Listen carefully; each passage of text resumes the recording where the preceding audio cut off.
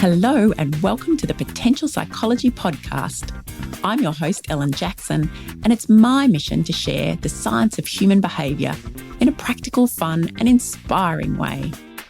In each podcast episode, I interview an expert from the fields of psychology, well-being, leadership, parenting or high performance. I pick their brain to uncover what they know about living well, what tips do they have for you and I quiz them about how they applied their expertise in their own life. Join me as we discover simple, science-backed ways to live, learn, flourish, and fulfill your potential. Hello and welcome back to the Potential Psychology Podcast. This is episode 97 and we're talking about a very exciting project on the show today, a project that explores the power of positive psychological practices for improving the well-being of those struggling with mental ill health. It's very exciting. It's very new. And I'll introduce you to our guest and the powerhouse behind this project, which is a documentary, in a moment. But before I do, I want to share my 3 things with you. Now, you might remember, if you're a long time or even recent listener, that prior to our last episode, which was my interview with Dr. Diana Hill about acceptance and commitment training or therapy and finding ways to get comfortable and flourish outside of your comfort zone, I'd been regularly sharing my 3 things. 1, something I'd read or watched or listened to. 2, something I'd learned. And 3, something I'd been doing to fulfill my potential. And then we had a little podcast break over Easter and for a few weeks either side. And then we returned with Diana's episode and I forgot all about my 3 things. And Jay, our fab producer, had to remind me. So it's a good thing she's on the ball. So I'm back for this episode with my 3 things. And the first of those 3 things is something that I've read or listened to technically, as I've become a firm fan of the audiobook as a way to listen and learn while I'm either driving or walking. And the book I've been listening to, or I've actually just finished, has been Food Isn't Medicine by Dr. Joshua Woolrich.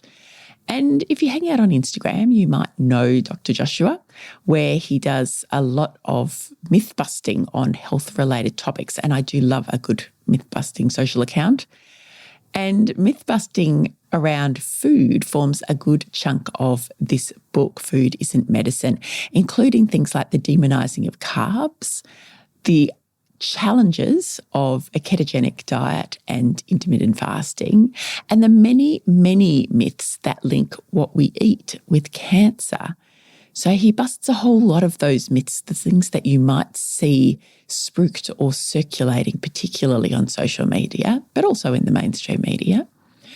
And that's all fascinating and really good stuff. I really enjoyed it. But of most interest to me in this book is his discussion of diet culture and disordered eating and just our relationship with food generally and how messy that can get. And he also includes some helpful tips on intuitive eating, and there's a whole lot of other really thoughtful conversation, thought-provoking discussion of different topics around food and our relationship with it. So it's definitely worth a read or a listen if particularly you're fascinated like me about our complicated relationships with food. Next up is something I've learned, and it's something I've learned from several of our wonderful podcast guests, particularly recently, but even going back to the early days of the podcast, people like Dr. Laura Braid, Eric Winters, Dr. Patricia Zurita-Ona, and of course, our most recent interview with Dr. Diana Hill. And the conversations that I've had with each of those individuals about acceptance and making space for fear and uncertainty, but also being curious and being open to trying new things, even when they're really scary.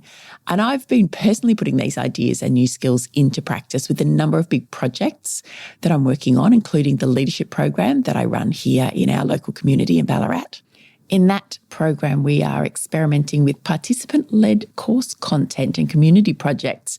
And I know that's a challenge for the participants as well as for me. So we're all in the experimentation zone and the uncomfortable zone together. But I'm also stepping into a couple of other collaborative projects behind the scenes here at PPHQ that are new and experimental and exciting, but also kind of terrifying because they're requiring new skills of me and perhaps putting myself out there in a way that I'm not really used to. So I'm listening and learning and taking action and reminding myself that uncomfortable is okay. In fact, it's good because uncomfortable is where growth and discovery happens. And my third thing for this episode is something that I'm doing to fulfill my potential. And in fact, it's really something I'm doing as my small part to helping us all to fulfill our potential right now. And that's getting my COVID vaccine. I had my first shot about 10, 12 days ago with no ill effects. And I have my second booked for mid-June. That's the Pfizer shot, which are 3 weeks apart here in Australia. I'm aware that everywhere in the world is doing this slightly differently. So that will be my second shot in mid-June. And I'm hoping that everyone listening today who is eligible for vaccination is doing the same or planning to do so as soon as you're able. It's a small thing that we can do for the benefit of all. And while we're talking about taking action, I am thrilled to introduce my guest for today's show, who, along with the team at Beyond Edge, is doing her bit to make a difference in the lives of so many others. Let's listen in. I am so excited to be talking to Marie McLeod today. Marie is a qualified social worker, adult education and positive psychology expert. Her work blends a deep understanding of positive psychology, neuroscience and appreciative inquiry with extensive experience in community culture change.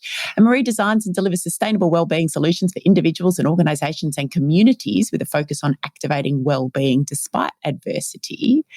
And while there are so many elements of all of that we could talk about today, we're actually focusing on another exciting project, a documentary that she fronts called How to Thrive, in which she takes 10 volunteers with mental health issues to help them learn how to thrive. Welcome, Marie. Oh, thank you so much for having me. You are very welcome. It's delightful to have you here, and I'm really excited to talk to you about your work and about this documentary in particular and how it's come to be. I'm going to actually read the promo for How to Thrive just to kick things off and to give our listeners a sense of what it is we're talking about and why perhaps we're talking about it. So the promo is this: the world of psychology has for far too long studied what goes wrong with the human mind. Whilst these have led to important understandings around disorders, there is another side, the science of what is right about the human experience and what makes our life worth living. It's time to progress the conversation, get real about mental health and do something positive and proactive about this massive problem. And that speaks to our mission here at the Potential Psychology Podcast so well. And so I'd love to know, before we even get into the doco piece, Marie, how did you come to know about and immerse yourself in positive psychology and the science of thriving? Oh, well, people say that we seek to learn what we most need to know. And certainly that has been my experience. So I grew up in New Zealand, in the country, and knew from a very young age that I wanted to do things to help people in the world. And as soon as I could, left home and went to see the world and returned to study social work and set about that in child protection and juvenile justice, and then moving to Australia and sort of doing that in communities. But when I had children, and I had 3 children in 2 years, one set of twins. I'm sure the maths on that is obvious, but really I unraveled, like everything that I knew professionally. And I had lots of experience. I was the eldest of 5 and I left home to nanny when I was 17 in London. So I should have been well equipped for parenting. But as it turned out, I was, in a situation where I was quite isolated from my family. One of my twins has high-functioning autism, and what we now know is that they all have ADHD. And so in their teens, they are all kind of diagnosed and take medication every day. But it was a very tumultuous time on reflection, and I went at that time from being the professional helper to the person on the other side of the table needing to receive services. And for me, that was very confronting. But I also didn't like the approach that I was on the other end of, which I had previously been proposing, I suppose. And that was really about, so tell me what's wrong here, share with me the disorder, the dysfunction, the disability even. And before I knew it, I was going along to those services to receive help for my son probably particularly, and my husband was then struggling, and then we were in relationship counselling. And before I knew it, the professionals were turning to me and saying, well, you're displaying a full hand of depressive symptoms. And I was like, what?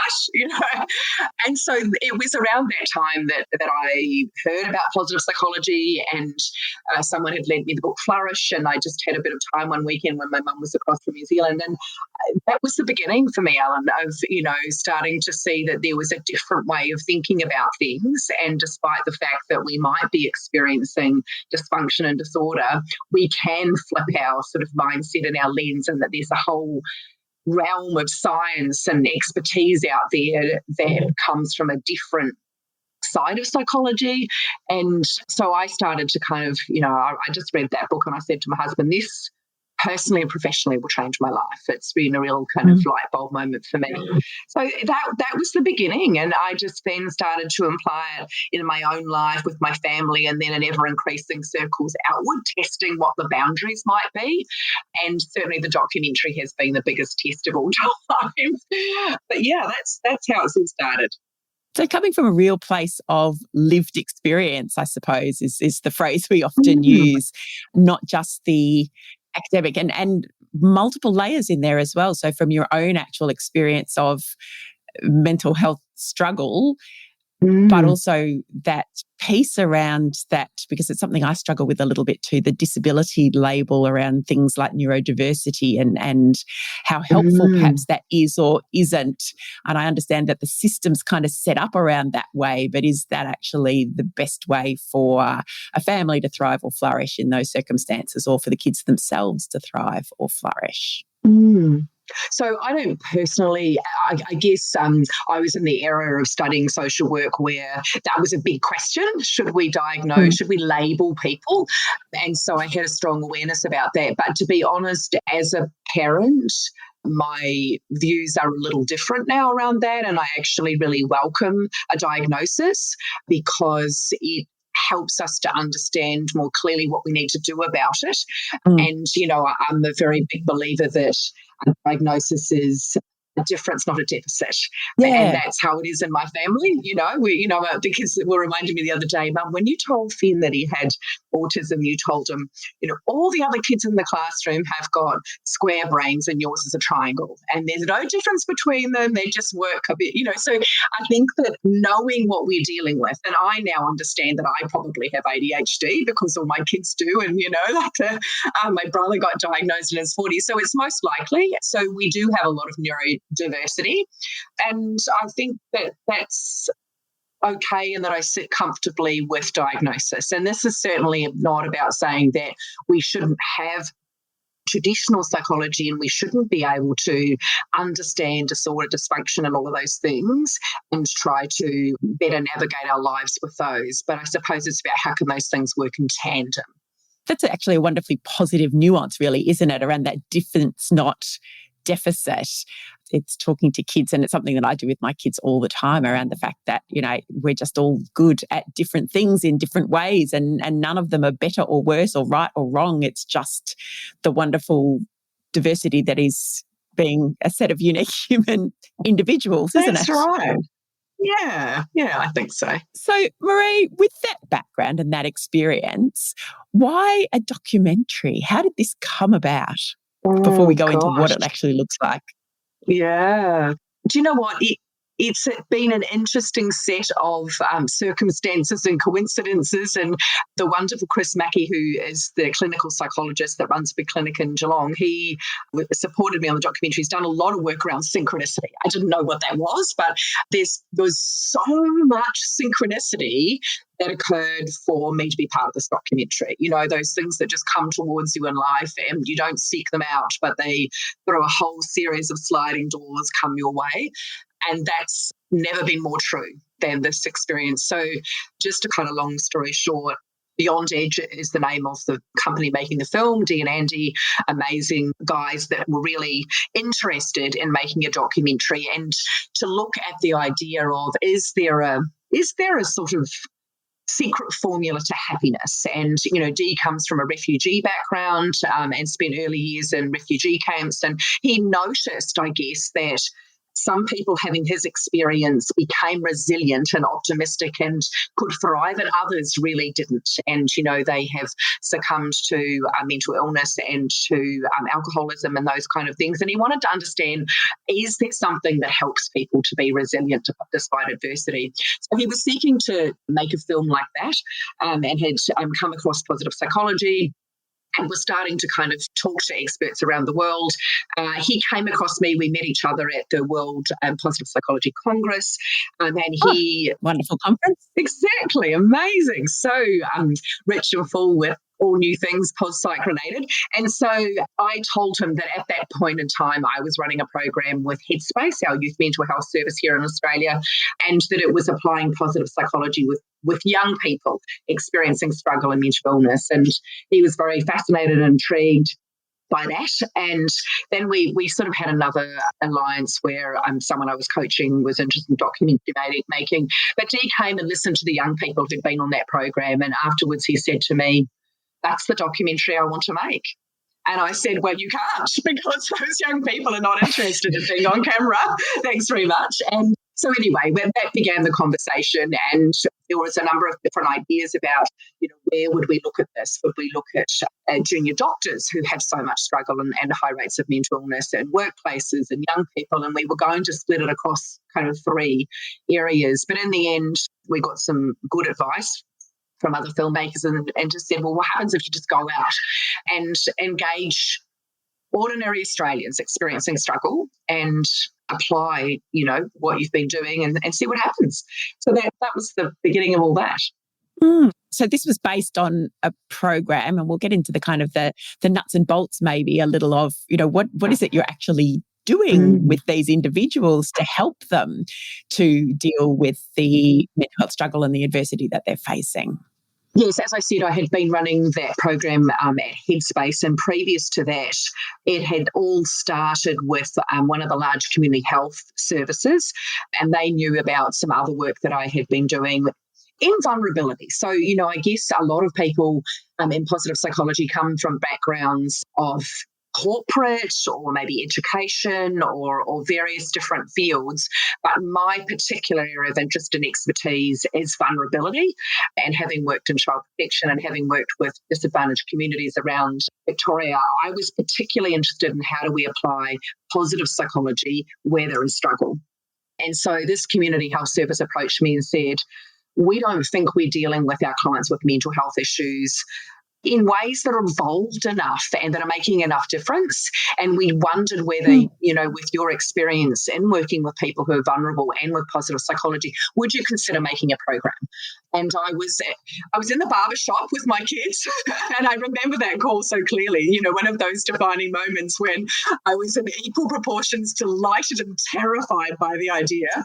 And so of course I said yes, and kind of jumped in thinking, well, how could we take the science of well-being that is so often applied when people are functioning, and the idea is then moving them from functioning to flourishing, what would happen if we took all of that research and skills and strengths and applied it when people's well-being had become suboptimal? And so, I think it's important for us to sort of understand that if we have a continuum of our well-being, and 0 is I'm fine, and then there's 0 to +10, my objective is I want to be better than fine. I want to think about what can help me move from that functioning being okay to flourishing. But then the 0 to -10, which is down to surviving, and that range from 0 to -10 where people are depressed and they're anxious and they have OCD and they have eating disorders. And traditionally they would go to a psychologist who would say, well, let's try and help those issues you have and get you back to fine. And I guess what this director of the community health service was saying, what's better than that? Because it doesn't seem to be working so well. And we're working one-to-one with people, and we're having them coming back to us for years, and it just doesn't. So we decided to create a group program. And that program was called Alive to Thrive, and we began to offer it to their clients with mental health issues and, fairly standard positive psychology tools that we were delivering. The whole kind of pivot was, how might that land on you if you are experiencing isolation and mental illness or grief or, those kind of things? And so how can we sort of nuance these things around that vulnerability.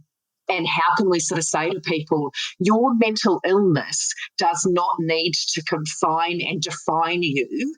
We want to explore that capacity of being able to dance in the rain, being able to thrive despite struggle. And that's, I got very, very excited about that idea and that question. And so that's what it was. It was a 6-week program, 2 hours at a time.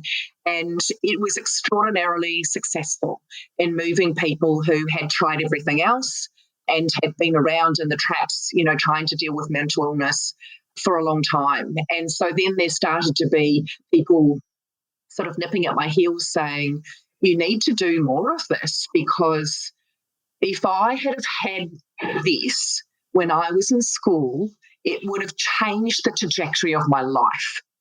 And so there was some grief associated for them about, how did I not know this? Because my life could have been different. I could have been more. So it was a very defining moment in my career, I suppose. And then we started to take some of those people and ask them to co-facilitate, so that we had people with that lived experience sitting alongside me. And again, another beautiful moment was when there was no longer funds, as always seems to happen, for me to continue to deliver that. I was able to hand that over to one of the earliest participants of the program, and she could run it with a member of that community health service. And the results that they got were even better than when I was there. And I love that. Oh, yeah. Yeah. So many fascinating things going on there. Not only, obviously, that real experience and that feedback that you were getting from these participants, that this was making such a real difference in their lives, even though that's tied up with that little bit of grief, that lost opportunity, I suppose, for them. But hopefully it means that opportunity is there for future participants, future generations even. But then from a psychological point of view, being able to take a research body, I suppose, that's really has largely concentrated on moving people from that, 0 to +10 or even the +5 to +10.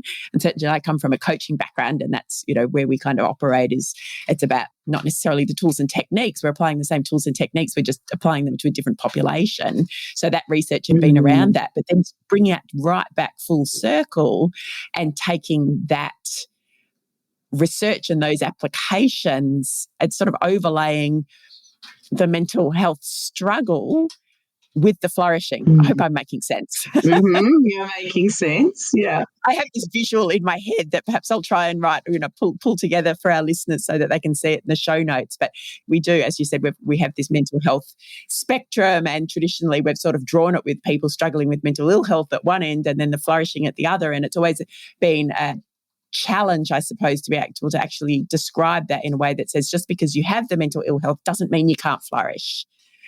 It's not an either or. It can be both, but traditionally we haven't actually had the mechanisms for doing that. So that's exactly what you're doing here, isn't it?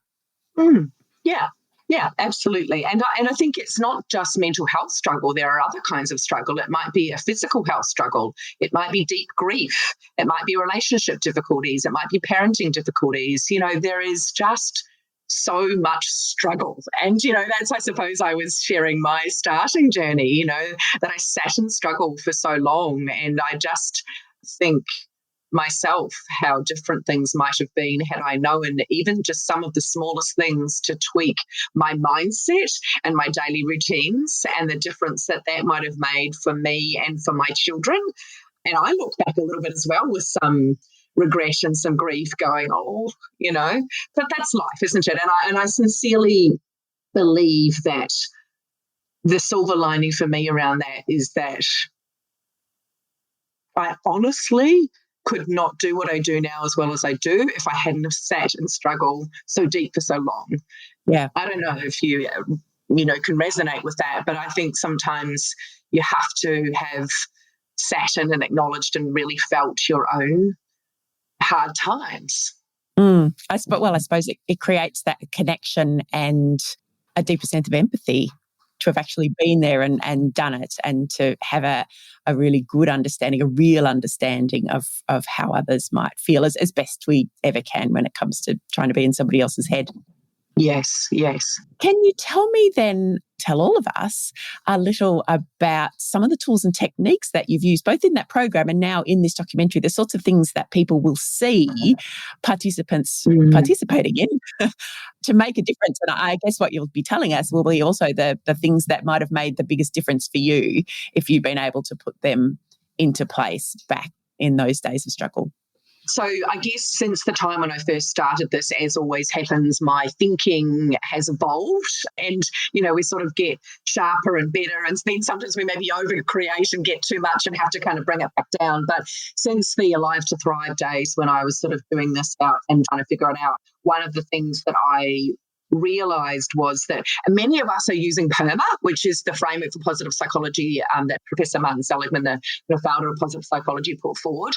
For me, I guess I found that was not really always hitting the mark, and it was quite individualistic. And as I said, that was very much designed around you're already fine, and this will help you to be maybe weller than well, we might think about. And so I wanted to create something that was a framework that was memorable, that had metaphor, and that also scaled a little bit more that kind of me to we spectrum.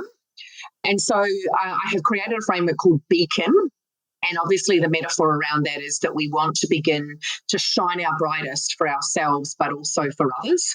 And that if we are a place, if we're a workplace or a family or a school, then we can think about that system and that place shining its brightest, and that this framework works equally well in that way. So Beacon stands for belonging, engagement, accountability, compassion, optimism, and nurture.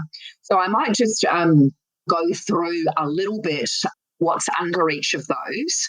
And I suppose the trick is then also we have found great benefit in group programs and people being and creating a tribe and a community and knowing that they're not alone, but also where we can to have that one-to-one coaching with people so that you can have an individualized conversation with them. So the first beacon beam is belonging. And so in that, we are thinking about the fact that, one of the most important things in terms of our thriving is having close connections with other people. The nuance around that is that when people are struggling, if their struggle has been deep or long, many of them are often feeling very isolated. So if you tell people who are struggling that the most important thing for their well-being is to be close connected, that can feel really tough. And so the great thing, I guess, is Professor Barbara Fridrick's research around positivity resonance means that, yes, we want to, over time, have close connections and enduring connections with people and to have a Thrive tribe around us. But before we get there, we can make small investments in our well-being just by micro moments of connection with people that we come across as we move through our day. So that was an important spin to be able to make so that, if you don't have any family or friends at this moment, that you can begin to, as you go for a walk or you buy your coffee or your groceries, just look up and catch the eyes of the person in front of you and share a positive emotion of some kind, maybe a joke or a compliment or a warm smile or a comment about the weather. And when we do that we get a release of oxytocin. There's just a micro moment where our eyes connect and we come into a bubble with someone else. Now, the reality is that many of us, even when we're quite well, are moving too fast for those tiny moments to occur. And so be reminding people to prioritise that with strangers as much as loved ones, because we also need to invest in those relationships with loved ones because they don't just sit there like stone. They need to be remade. And the way that they are remade is those little micro moments. So that's one part of belonging. The other part, sort of stretching out from that, is to think about who do you have in your tribe and really getting people to understand that they can be more intentional about that.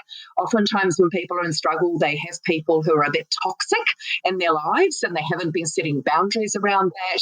They haven't been particularly selective about people who help them go where they want to go. And so we have a blueprint for belonging, which is called knock.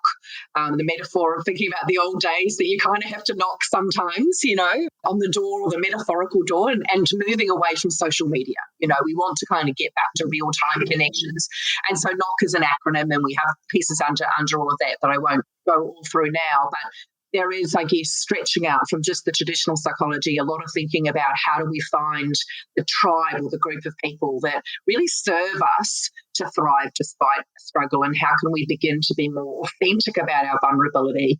The next piece is engagement, and that's really about thinking about how do we move towards feeling more purpose and meaning in our lives. How do we begin to wake up each day and thinking that I am contributing to a world larger than myself? How do I have a sense of knowing what I'm good at and love doing, and am able to apply my strengths in just right ways in my life?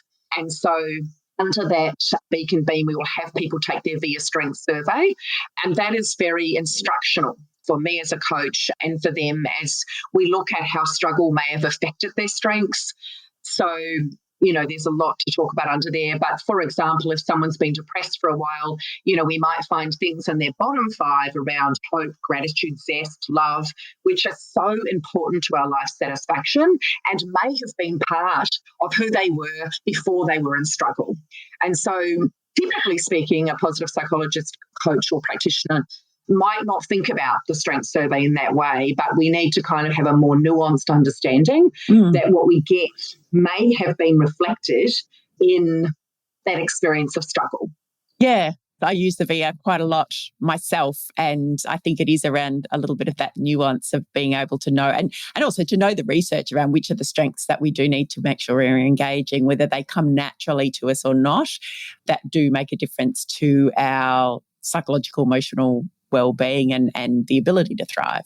That's right. And so knowing that whilst, we might use that survey and it's fantastic, like a survey that took 53 social scientists 3 years to develop and is freely available, thoroughly recommend it. But there's a lot of devil in the detail. And so I think that's been, a really useful way for people to begin to understand themselves more. And for some people indeed struggle, it's just about understanding they have strengths.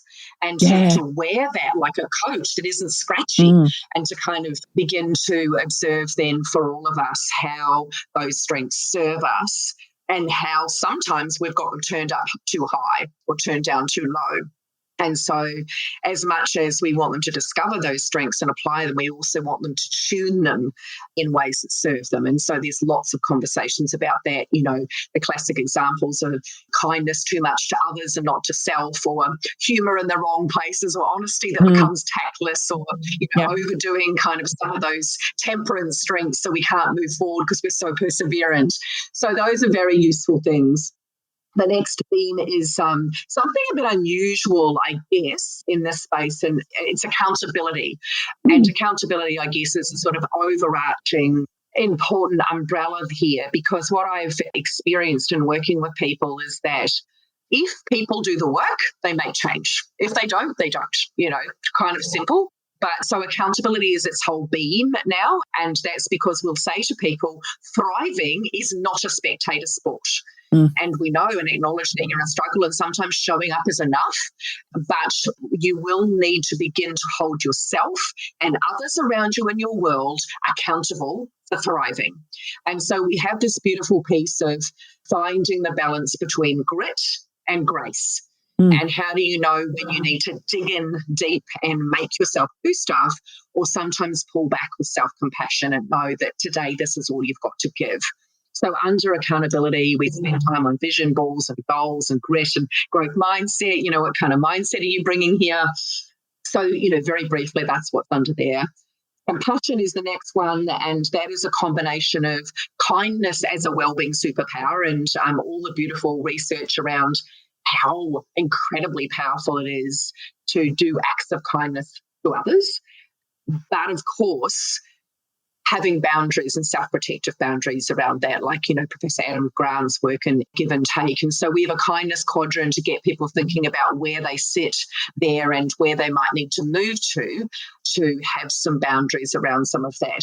But perhaps one of the most important things in this whole framework has been self-compassion, and people beginning to notice their own struggle and notice that it's not just them, that it's human to struggle, and to begin to learn to soothe themselves. And so that's an incredibly important kind of piece. And then under optimism, that's really where we look at, probably one of the most traditional positive psychology pieces around understanding that our brains are wired to be at their best when we feel positive and positive emotion, so that when we feel joy, awe, hope, pride, love, serenity, that we open up and we see more and we connect better and we bounce through difficult times. And so understanding that the wiring out of our brain is actually against that, and how do we rewire it, and getting people going on those activities. But also beyond positive psychology a little bit, using some CBT around the stories we tell ourselves and how do we better navigate negative emotions, because that's life, right? We can give ourselves tricks and tools and things to go out into the weather and to better protect ourselves, but we can't stop the storms from coming. And so how do we better navigate those when they do come? And then finally, nurture is about our physical health. So eating, moving, sleeping, and taking time for mindfulness comes under there. It's fascinating. And I know for me personally, one of the complexities often of, or one of the challenges of communicating the science, the work that's been done and the impact that it can have is around distilling it down into a way that it becomes understandable and tangible. And what you have there, what you've been able to describe for me anyway, is just a wonderful metaphor, and then a series of metaphors that sit underneath there. The idea of the beacon, the beams that come from each of those, the acronym, and the ability then to remember, all of those explanations, and the way you've beautifully put each of those. It just takes something that is big and wide and deep and has many, many parts and kind of pulls it together into something really tangible. So I can fully understand, even just from listening to you, Marie, how even that could have a huge impact on a participant or on somebody learning that this is stuff you can use. It's tangible and translatable and doable, which is wonderful, and also wonderful for us as practitioners, I think, too, for those people who can pull it together in such a succinct way, because it's not the easiest thing in the world to do, I know, because I've tried it. So, Marie, that gives us a wonderful sense of the framework and also the depths of the evidence that sits behind this framework that you're using in the documentary, that you're actually taking these participants through. But that sort of sits in the background, I'm guessing, with perhaps the stories of these individuals being at the forefront. Would I be correct? From the promo that I've seen, that we will put in the show notes so that people can have a look. Yeah, look, the filmmakers are doing a very good job of trying to blend those things, and we're having, they have more recently having conversations with people that create graphics, and I think one of the things that's very important for us with this documentary is that we go past awareness raising. There have been very many documentaries about mental health that raise awareness. We know it's a problem, right? Yeah. What we don't know so much is what do we do about it? And if what we have been doing about it is not quite enough yet, and please, I definitely don't want to say that what's happening at the moment in terms of our clinical mental health services is not fantastic, because it is. But I guess I'm saying, is this another piece of the puzzle, and could we collaboratively offer this? So I've had a beautiful experience recently training clinicians from Headspace. So a group of people who are social workers, OTs, exercise physiologists, psychologists, centre managers, community outreach people. So they already have their own toolboxes and they are already qualified. But I guess, we can never have enough tools in the tool belt. And so we've been able to kind of train those clinicians in Beacon, and then they've been able to go away and apply that with young people. And we're looking at them beginning to run groups as well in the same sort of way that I have. And that's very important, right? Because what we don't want to happen is, oh, well, we see Marie in this documentary and, she did that, but that's her thing. It isn't my thing, Yes, I've taken a long time, and all of my sort of worldly wisdom now that I'm over 50, my worldly wisdom and also my qualifications and deep reading in positive psychology, and it's about translating that. And I am a conduit, really. But what's important to me is that I begin to be a conduit to others who can be conduits, the beacons. So, we can have more people who can spread this. So, yes, the participant stories are incredibly important, because if you just hear the science, it's boring. if you just hear their stories, you just raise awareness, So how do we take good storytelling and blend together something that is entertaining enough, engaging enough, but also educating enough to shift the dial and get people immediately some things that get them thinking about, oh, that doesn't sound difficult. I could write down 3 things that went well in my day, or I could start making eye contact with a stranger and just have a little micro moment of connection, or I could, focus a little bit more on getting some exercise or better sleep, or thinking about having compassion towards myself. And so the challenge for us now in the next little part while the documentary is in its final stages is to make sure that there are things that people can catch, because positive psychology needs to be both taught and caught. And we can teach it, and we can teach it to people when they're well, and they might be able to catch those things like a pro baseballer or something like that. But when you're struggling, your capacity to catch what's being thrown towards you is compromised. And so that is the sort of trick, is how do we make these things bite-sized enough, but also have this minimum effective dose that can start to shift the dial for people. And am I right, Marie, in thinking that one of the, I suppose, benefits of operating in this space, traditionally with psychology at least, we haven't waited, but it's been perhaps a downfall of the profession that people have succumbed to struggle and then they seek the help, and that's when psychologists are there to help and support and obviously can make a huge difference. But I know I'm personally interested in these ways in which we can kind of scale up some of that learning and perhaps position it so that whilst in this case it's absolutely going to be of enormous benefit, that understanding, even that hope around knowing that there's something that you can do if you are in a state of struggle in some domain in your life, there's also a big preventative piece to this as well, isn't there? Yes, am I right in thinking that that's been quite an intention around the documentary and the work you're doing? Yes, that's right. So I think what we've probably done is go to the to the really hard end of the continuum to prove that it works.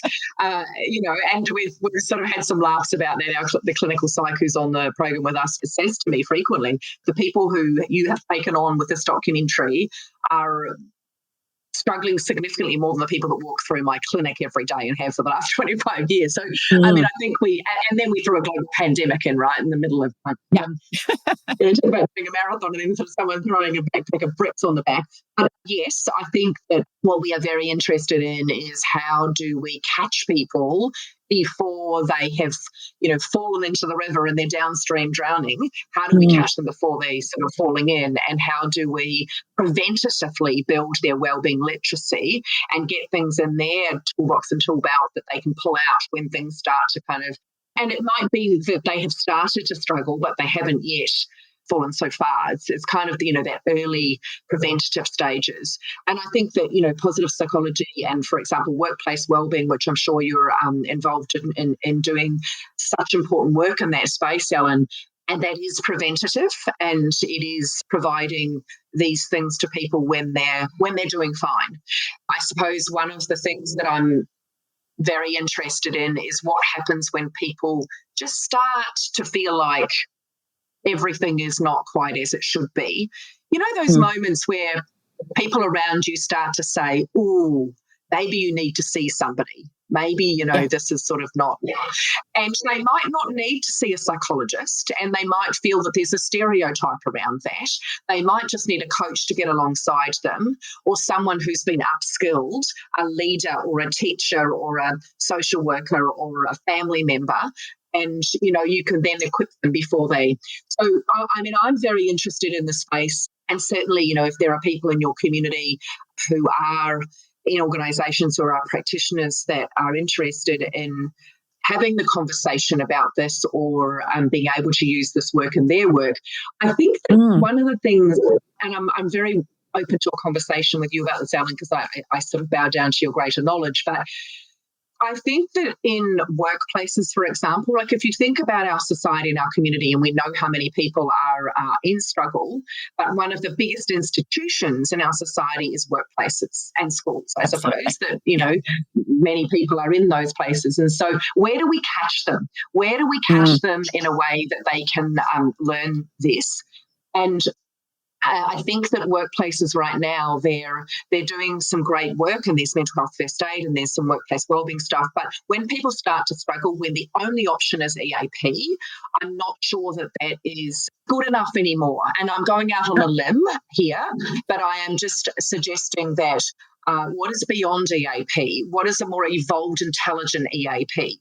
And how can we better equip leaders and others that are the beacons in whatever role they're in healthcare, in human services and education, to be those beacons so that when they observe their people starting to not perform, not be as productive, not being as passionate, starting to kind of become less than their best selves, rather than being frightened and feeling ill-equipped and under-resourced, how can we support them, firstly, as the sort of first port of call, but then maybe have another parallel kind of offering. So that's something I'm very interested in terms of how do we create impact off the back of the documentary. Yeah, and I think I'd probably take that even a step further, Marie, from my own experience and my own kind of personal passion and the work that I do in workplaces, which is around how do you actually even help the leaders to understand this stuff for themselves first? Because then they have that bit of lived experience, that ability to then be able to pass that on that is so much more meaningful. I've spent a long time talking to leaders in workplaces around mental health and wellbeing and detect the signs and symptoms and what do you do and how do you have the conversation. But I'm not sure it's ever quite as powerful as, how do you actually implement this stuff in your own life? And then they become much more, they experience the transformation that they then become, I'm not sure that evangelical is quite the right word, but certainly proponents. Yeah. This becomes embedded in the way because so much of the sorts of things you're talking about here, the sorts of work that I do, that you do with individuals, makes them better leaders. It makes them better people and therefore better leaders. And then we can actually have that thriving entire workplace environment. It all just plays together so beautifully that becomes a culture that is supportive and I suppose creates a vibe of preventative mental health stuff, if you know what I mean. Yes. It's a fantastic opportunity. And I think it's the kind of work that really lights a fire for me, having brought, because I also fully agree that we have these institutions like workplaces. In fact, I think Mark Seligman, when he first started working in this area, talked about not just the individual approach, but how do we harness education and our various systems, including our workplaces, to make this stuff livable and the everyday. So that's, because of my own background in corporate, it just made sense that would be where I would operate. And having the tools to be able to do that, to be able to do it really effectively using the stuff that you're talking about, that's where it can start to really make a big difference. Yeah, so look, I absolutely agree with you, Ellen, that each and every one of us needs to do the work. That I'm probably yet to meet someone who's never struggled, in their life. Not really human. That's right. Are they a robot? And Susan Davidson's got some beautiful quotes around this. But, if you're not experiencing struggle sometimes, you're not leaning into life enough, I would say. And that really, if you're not struggling, then you're dead, or you're sort of just, we are designed to live a life that has us sometimes then experiencing struggle. If we love and we live and we lead, then we will struggle. And so I think that to enable a leader to find that and to have to work on that first. That's always my starting point. And you're right, when Seligman came out to Geelong Grammar, which really sort of started the positive psychology movement in Australia, and they talk about learn, live, teach, embed. And certainly in my work, always there's a duality around you need to learn it, live it, lead it. Or sometimes I'll use the language that you learn, you lift your own life, you gift it to others, and then you shift the place. Because there is that 3-layer, for self, and then thinking about how do I move that through to the system. Because like seed and soil, I can put all the work into one person in that workplace and give them all the tips and tools. If they are a seed sitting in toxic soil, then it's very, very hard for them to grow, let alone to thrive and flourish. And so it is a responsibility really to think about in workplaces, how do we move through from that self to system, and that everybody is accountable for that. And so I think leaders are attracted to that part of the beacon model as well, that accountability is there, because it is a fine line between showing compassion for people in struggle and holding them accountable for doing what they can to be their best selves. Yeah, look, so many incredible opportunities there. So we will continue that conversation. Absolutely. I'm interested, as we come to the tail end of this conversation, sadly, Marie, in where the documentary itself is at the moment. Do you have a sense of when it will hit the airwaves available for our listeners to watch, and what needs to happen between now and then? Oh my goodness, it's totally opened up my eyes to how extraordinarily difficult it is to make a documentary in this country. There are so many loopholes. The guys have been incredibly perseverant, and we have been lucky enough to secure funding from both Screen Australia and Film Victoria, and to have some distribution deals on the table. Having said that, there is quite a lot of dynamics and things to work through from legal perspectives and financial perspectives. We've also been lucky enough to get a large amount of our funding from philanthropy and have some amazing donors who remain incredibly supportive and a part of our kind of extended family when we think about the impact that we want to create. Because making a documentary is one part, right? But then you need to be thinking about how do you use that to maximise the opportunity to change people's lives. Yeah, it's the vehicle, isn't it? That's right. So Q1 2022, most likely. And at the moment, there is editors and people that do graphics and people that do music and do stuff that I don't even really understand. And there is also a small amount of filming still to go, because obviously we had to film in a pandemic. So, I've got cameras and microphones and things, but the guys are coming out do some filming with me and my family in the next couple of weeks, and are back around to participants to do some things that are a bit more cinematic and a bit more interesting, because we've got a lot of, Zoom and diary cam. So, yeah, we've got a small funding gap that we are still, talking to some people about, and, going around looking for sponsorship from corporates that might want to align. Dr. Peggy Kern from the University of Melbourne has been involved with us in terms of valuation, and our intention is to provide a free tool that will be available for everyone who watches the documentary, that they can, do a QR code, like a COVID check-in, but they can do a QR code. Now that we all know how to do that. That's right. That's been a benefit. So that they can do a quick measure for themselves against the Beacon star or the Beacon measure, and then be given that sort of light touch support, like a simple level of what we've been doing. And then if people want more, they come through to Thriveability, which is the business that I'm just rebranding to, and that will sort of sit to the side of this and continue to support people and hopefully scale it out and share it out into the world. Wonderful. And you must have learnt so much yourself through this experience. Oh, my goodness. Just so much, and so much personally for me going through that from home with my 3 children in the house, and sometimes working with some people with very, very dramatic mental illness, and just thinking if people are experiencing bulimia, or they're cutting, or they're suicidal or whatever, and just thinking, what do I know about this? Yeah. And then just working through that and watching what happens and have it hold the faith. And, I guess there's one last thing that I would want to add in terms of that, and as a learning and a reflection, is just that the content is the content. And of course, there's a way of pulling it together and things like that. But more than the content, there is the way that it is delivered. And we talked about, it being taught in court. But one of the things that makes a difference around that is how we deliver it, and how we build relationship and rapport, and how we create, for us, creating that group into a tribe. And to this day remain incredibly, they were together yesterday, and one of the participants' mother died the day before yesterday. And that tribe of people who were diverse, struggling Australians who are now quite knit because they have a foundation of shared vulnerability. And that I have kind of gone out on a limb around love.